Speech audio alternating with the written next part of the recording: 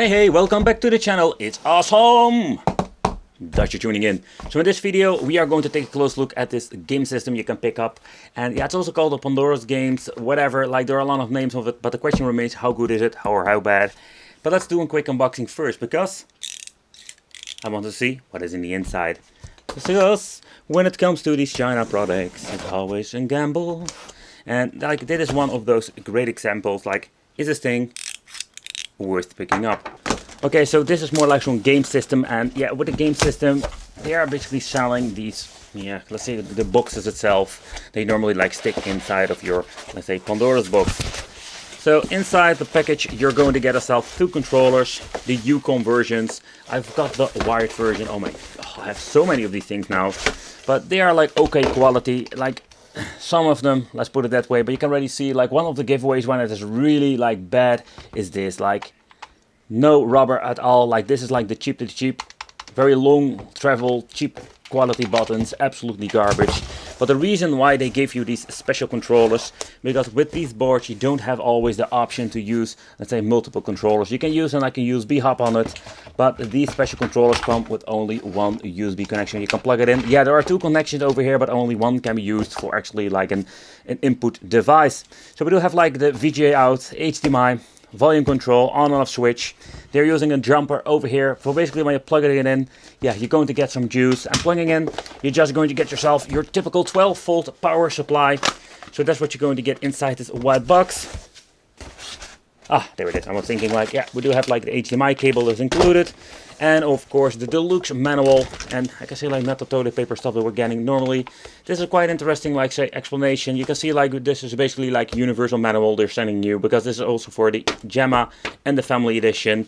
But they didn't change out a lot. They will explain you like how everything works, so they did a good job with that. But let's take a close look at the game system and what are we going to get with this new one. So this is the new Pandora games from that EU gaming store. So basically what you're going to get is a basically typical mainboard already set at, but let's do a quick tear down. So it's just a casing. You can just slap it inside of some of these Pandora's boxes. This was the new edition, and the main problem with these devices are they're always saying like new edition, but the only thing they're doing is like adding more crap, more double stuff to it, and I'm hoping they change something out. But the thing like Pandora, the software, they like updated a lot of stuff. They basically like keep the original, let's say, problematic problems with it, like screen tearing and stuff like that. The other thing they changed out with this one is like, let's see, here we can see like this is absolutely a brand new board. It comes with the 905. I think this is the 905W. But let's remove this cooling element. It's quite a big one, but they are like went from the active fans to passive. I'm guessing it's just an easy way of selling it. There's still one cable attached, but that's the Wi-Fi, because this thing does have Wi-Fi capabilities, but it is very limited. You have this weird store that you can go to and yeah, do a lot of stuff with it. But did it work with everybody? Because I've read in the comments that a lot of people did have issue with this. Alright, so when you're looking at the specifications, or better said, the chipset, yeah, you can see like they're using some really old school tech. So this is the AM Logic S905. For the people like familiar to this, like it's similar to the Super Console Lake specs. Yeah, and this is those just basic, you know, like we're going to get only a couple of RAM chips.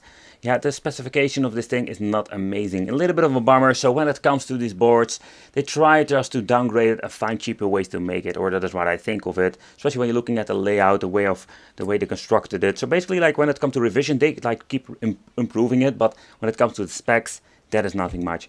So let's hook it up, let's see what we can do with it and what can we play. So one thing is just a fact that you can use this thing actually pretty damn good for a game system. You hook up your controllers and can just have a lot of arcade fun or retro fun. But what did it change out with the menu? Nothing much. That is one thing that was sure. So what you're going to get is the all list, the category over here. Let's press start to go to the search. So we're going to get the recent list, the categories. So we do still have PlayStation Portable, PlayStation 1 and 64 with all the same issues. We do have like the Super NES, Game with Advance, Color, Classic. Hey! They did change something out. Finally they fixed the logos over there. That is plausible, absolutely. So let's take a close look at the next one, PC Engine. I really love the system. They only added like two games. Some of these systems have more, but the problem is with these, like they run also mostly of the time, like shit, glitching, slowdowns, you name it. So they're like really worth mentioning. And of course arcade, but Let's take a close look at the settings. Alright, so let's take here. We have key settings, scoring, all the same yada yada. They already disabled image optimization. It's kind of funny because it's really hate image optimization. We have HD and scanline. Let's see. Enter the game settings. Now here we can basically like go into the game settings and change out all the difficulties. As you can see over here. So it's a little bit of a bummer. Oh, I just wanted to show you this, the external game management. So basically what you can do over here is like add new stuff to it. I wouldn't say fairly easy, but it seems to be working. But of course, with a better tool like Pandora tool, you can do even more. And then we have like enter the game market. This is why the Wi-Fi is basically for, like the Naughty store, where you can search for new stuff. Yeah, absolutely weird, because I did read like a lot of people did have issues with it, that you can't get on the store, getting error when try to download something. So again, I don't really mention it that much because I think it's pretty damn useless. And we have factory data reset, and that's it. So there's nothing much changed over here. Wah, wah, and no aspect ratio. Alright, so if you want to play the game, you need to press on the analog button, because here you can see nothing seems to be working. Press the analog and it will be activated.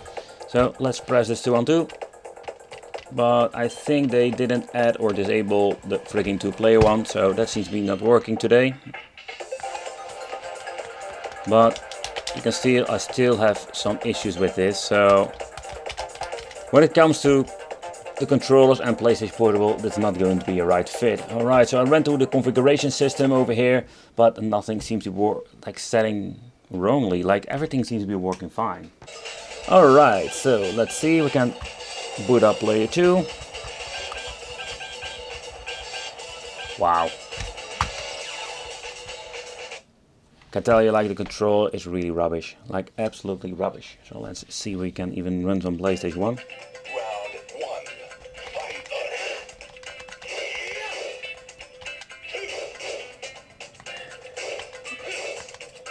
Okay, the funny thing is like the button configuration is not like it should be. But when it comes to PlayStation 1 on systems like these, they run just fine, you know, like they are capable. But I already tell you, like even I cannot like test PlayStation Portable, it runs like shit. It's way too, let's say, too complex to emulate on such a basic chip. Okay, so next up, N64. Yeah, N64 will always be a problem on these cheap devices, but there are some games playable. One of my favorite ones is Bug Bumble. Such a fun game to play. But actually we're having a controller compared with normally like a joystick from an arcade stick. You can see that stutters, like it does have so many freaking FPS drops.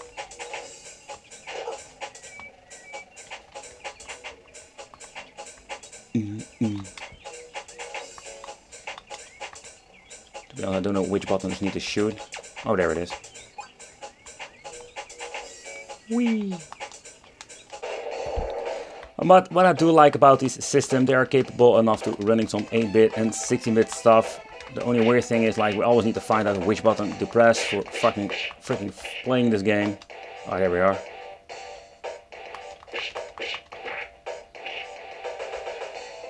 Even despite like the control feels really cheap, it's making some of the games playable at least. No weird like sound glitches, whatever.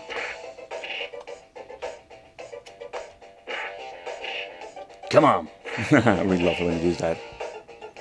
Do we still have the very cool tune? Oh yeah.